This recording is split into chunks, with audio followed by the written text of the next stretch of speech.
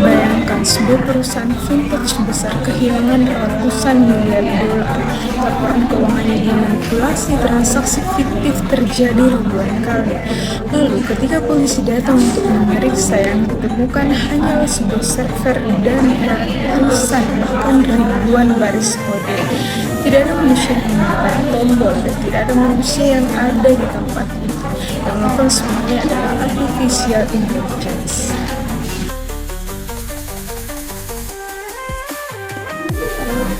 Dari kasus ini, siapa yang akan masuk penjara? Entah programmernya, perusahaan, atau tidak siapapun. Selamat datang di video saya. Di sini saya akan membahas salah satu dilema terbesar di era AI, the ethics of algorithms.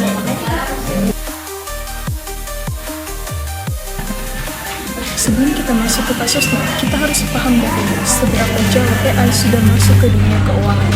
Menurut riset dari Association of Certified Fraud Examiners (ACFE) tahun 2024 tercatat sebanyak 1.921 kasus fraud dari 138 negara dengan rata-rata kerugian yang telah mencapai 5% dari total pendapatan perusahaan.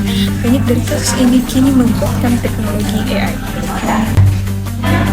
AI digunakan untuk menganalisis jutaan transaksi dalam hitungan detik, mendeteksi pola mencurigakan secara real-time, mengotomatisasi pembuatan laporan keuangan, bahkan membantu auditor menemukan kejanggalan yang tidak terlihat oleh mata manusia. Keren bukan? Tapi seperti dua sisi mata uang, teknologi yang sama yang digunakan untuk mencegah fraud ternyata juga bisa digunakan untuk melakukan fraud. Salah satu kasus nyata terjadi di perusahaan di Inggris. Seorang staf keuangan menerima telepon dari seseorang yang sangat mirip dengan CEO perusahaan. Dengan nada yang mendesak, CEO itu meminta transfer dana segera untuk kebutuhan bisnis penting. Staf tersebut langsung memproses permintaan itu tanpa melakukan verifikasi terlebih dahulu, karena suaranya benar-benar identik. Tetapi belakangan kemudian terungkap suara itu adalah hasil AI voice clone. Perusahaan kehilangan ratusan ribu dolar dan pelakunya adalah manusia, namun sulit dilacak karena menggunakan VPN dan identitas palsu. Di Indonesia juga terjadi kasus yang serupa. Pada Februari 2025, Polda Metro Jaya mengungkap kasus penipuan kartu kredit menggunakan teknologi deepfake AI. Pelaku mengambil data pribadi korban yang bocor lalu menggunakan AI untuk menciptakan wajah palsu yang sangat menyerupai korban aslinya. Cukup meyakinkan untuk melewati sistem verifikasi biometrik bank. Menurut laporan PT Indonesia Digital Identity, kasus penipuan finansial berbasis AI meningkat 1.550% sejak 2022 hingga 2024. Ini bukan tren, ini adalah sebuah alarm. Nah, dari persoalan ini, ketika AI yang melakukan fraud, kemana jari hukum harus menunjuk? Ada tiga pihak yang selalu menjadi perdebatan. Yang pertama, programmer atau developer AI, mereka yang menulis kodenya. Perusahaan pemilik AI yang menyebarkan dan menggunakannya, atau user operator yang menjalankan sistem tersebut. Dalam perspektif hukum, AI saat ini tidak bisa terjerat pidana. Mengapa? Karena pidana mencaratkan subjek hukum, yaitu entitas yang punya kesadaran, niat, dan kemampuan bertanggung jawab. Dan AI tidak memiliki semua itu. Di Indonesia sendiri, belum ada regulasi khusus yang mengatur tindak pidana berbasis AI. Hukum yang ada saat ini mengacu pada KUHP PL nomor 11 tahun 2008 dan Undang-Undang Perlindungan Data Pribadi nomor 27 tahun 2022. Tetapi semuanya belum eksplisit mengatur tanggung jawab AI. Artinya, dalam banyak kasus, jika AI digunakan untuk fraud dan tidak bisa dibuktikan oleh manusia yang menggunakan secara sadar, bisa jadi tidak ada yang masuk penjara. Ironis, bukan? Berdasarkan kasus yang terjadi, apa yang bisa dilakukan oleh akuntan dan auditor? Apakah mereka hanya menjadi penonton?